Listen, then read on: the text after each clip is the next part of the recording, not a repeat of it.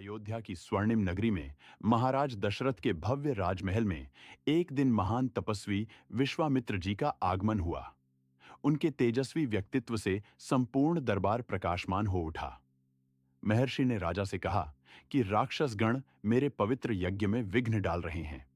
उन्होंने निवेदन किया कि राजकुमार राम और लक्ष्मण को उनके साथ भेजा जाए। महाराज दशरथ का हृदय व्याकुलता से भर गया। वे अपने प्रिय पुत्रों को भयंकर राक्षसों के विरुद्ध युद्ध में भेजने से घबरा गए। तभी गुरु वशिष्ठ जी ने राजा को समझाया कि यह राम का धर्म और नियति है। एक राजकुमार और धर्म के रक्षक के रूप में यह उनका कर्तव्य है। राजकुमार राम और लक्ष्मण ने अपने पिता के चरण स्पर्श किए और आशीर्वाद लिया। महर्षि विश्वामित्र के साथ वे अयोध्या से निकले। उनका रास्ता घने और रहस्यमय वनों से होकर जा रहा था।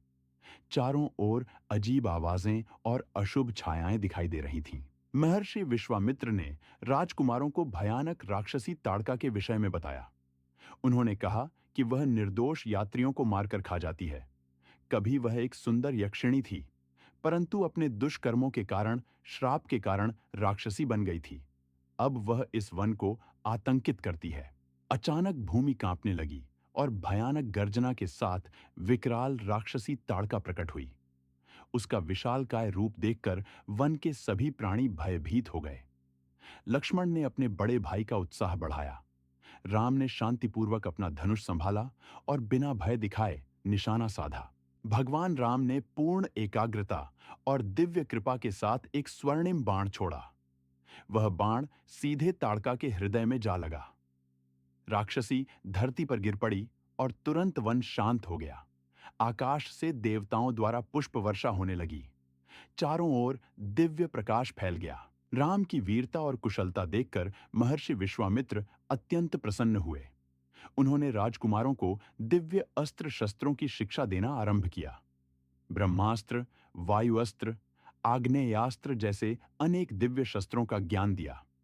राजकुमारों ने अद्भुत सरलता और भक्ति के साथ इन सभी अस्त्रों को सीख लिया। पवित्र यज्ञ का आरंभ हुआ तो राक्षस मारीच और सुबाहु अपनी सेना के साथ आक्रमण करने आए। वे पवित्र अग्नि को अपवित्र करने और तपस्यारत आर्ष को हानि पहुंचाने का षड्यंत्र रच रहे थे। राम और लक्ष्मण तत्परता से पहरे में खड़े हो गए।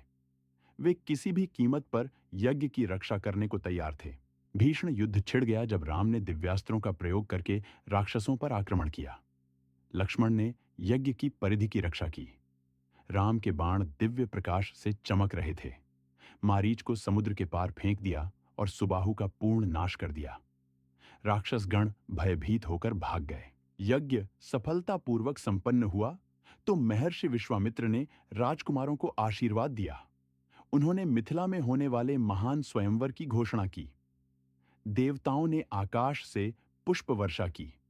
राजकुमार राम और लक्ष्मण ने विनम्रता से अपने गुरु को प्रणाम किया। धर्म की विजय हुई थी।